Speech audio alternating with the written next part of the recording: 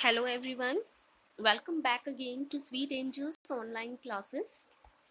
बेटा आज हम पढ़ेंगे 11th का चैप्टर 5, 11th इकोनॉमिक्स का चैप्टर 5 जिसका नाम है प्रेजेंटेशन ऑफ डेटा। मैंने आपको इसके फर्स्ट चैप्टर में स्टैटिस्टिक्स की 5 स्टेजेस बताई थी, जिसमें फर्स्ट थी कलेक्शन ऑफ डाटा, सेकंड था organisation of data and third one is presentation of data. तो आज इस वीडियो में हम पढ़ेंगे third step, presentation of data. Now what is presentation of data? What is presentation of data? The presentation of data means exhibition of data in such a clear and attractive manner that these are easily understood and analyzed. There are many forms of presentation of data. क्या होता है presentation का मतलब? क्या होता है present करना।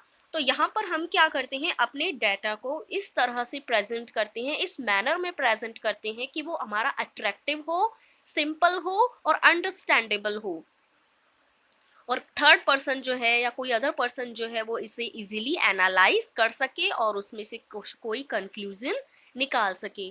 तो हमारे पास डाटा को प्रेजेंट करने के मल्टीपल वेज होते हैं। लाइक हम डायग्राम्स की फॉर्म में डेटा को प्रेजेंट कर सकते हैं, ग्राफ की फॉर्म में प्रेजेंट कर सकते हैं, टेबल की फॉर्म में हम डेटा को प्रेजेंट कर सकते हैं।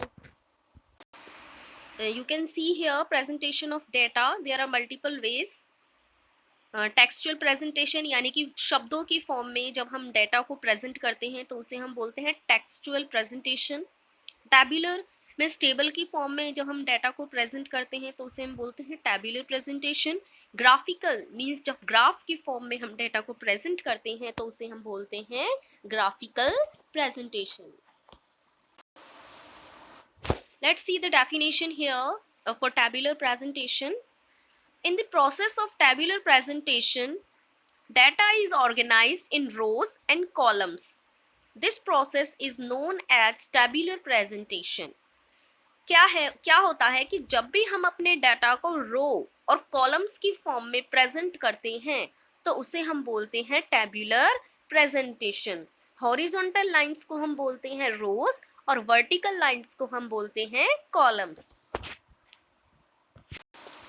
नेक्स्ट हम स्टडी करेंगे कि जब भी हम एक टेबल को क्रिएट करते हैं तो उसे क्रिएट करते टाइम हमें कौन कौन सी बातें जो हैं वो ध्यान में रखनी चाहिए, कौन कौन से कंपोनेंट्स होते हैं टेबल के। तो फर्स्ट है हमारा यहाँ पर table number. First of all, table is to be numbered. These numbers must be in the same order as the tables. कि जो भी हम टेबल क्रिएट करते हैं सबसे पहले हम उसका क्या मेंशन करते हैं, उसका नंबर मेंशन करते हैं, टेबल नंबर मेंशन करते हैं कि ये कौन सी टेबल है, first, second, third, fourth, fifth, sixth, likewise. So ये हमारा सबसे मेन जो है वो फंक्शन होता है कि सबसे पहले हमें क्या करना होता है, टेबल नंबर मेंशन करना होता है। नेक्स्ट है title.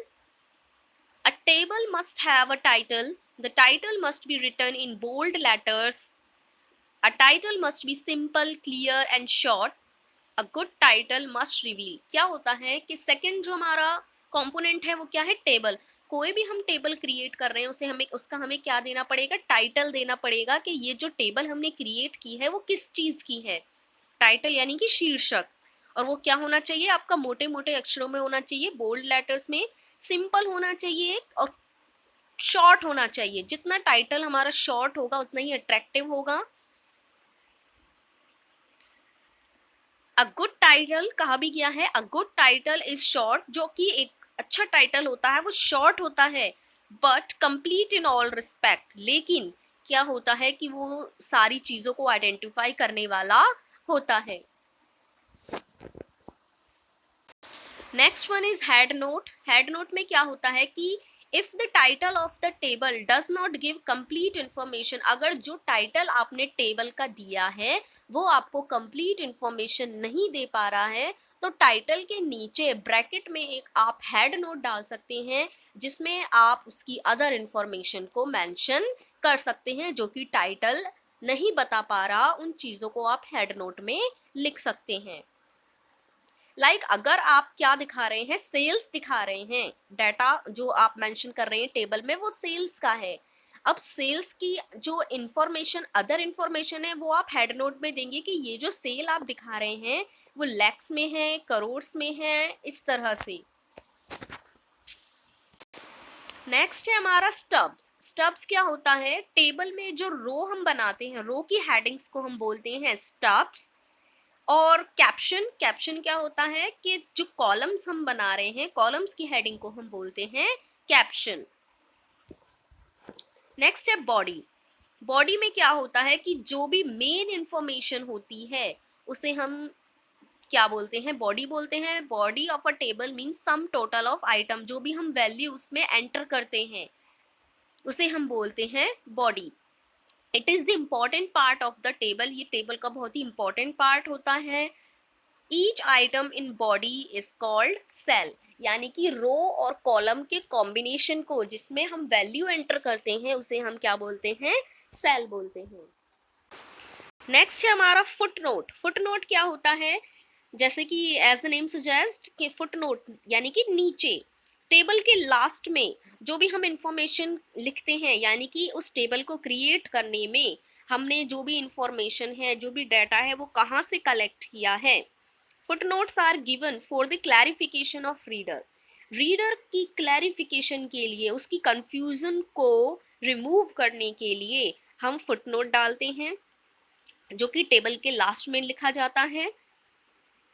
In the table need to be supplemented. अगर ये टेबल की इंफॉर्मेशन आपको एक्स्ट्रा देनी है तो आप वो कहाँ देते हैं, फुटनोट में देते हैं। नेक्स्ट है हमारा सोर्स। सोर्स क्या होता है, when table are based on secondary data और प्राइमरी डाटा। ये जो टेबल है, इस टेबल में जो डाटा आपने एंटर किया है वो कौन से सोर्स से लिया है, प्राइमरी सोर्स से लिया है या फिर सेकेंडरी सोर्स से लिया है, उसको मेंशन हम करते हैं सोर्स की हेडिंग में, जो कि फुटनोट से नीचे लिखी जाती है। यहाँ पर आपको फॉर्मेट भी दिया हुआ है टेबल का। सबसे पहले टेबल नंबर, सबसे पहले आपको टेबल नंबर गिवन है, फिर आपको टाइटल गिवन है, नेक्स्ट है आपका हेड नोट, और उसके बाद आपको दिया हुआ है रो की हेडिंग्स को हम बोलते हैं स्टब्स, और कॉलम्स की हेडिंग को हम बोलते हैं कैप्शन, और इन दोनों की कॉम्बिनेशन को हम बोलते हैं सेल। और ये जो आपको गिवन है कंप्लीट इंफॉर्मेशन, इसे हम बोलते हैं बॉडी।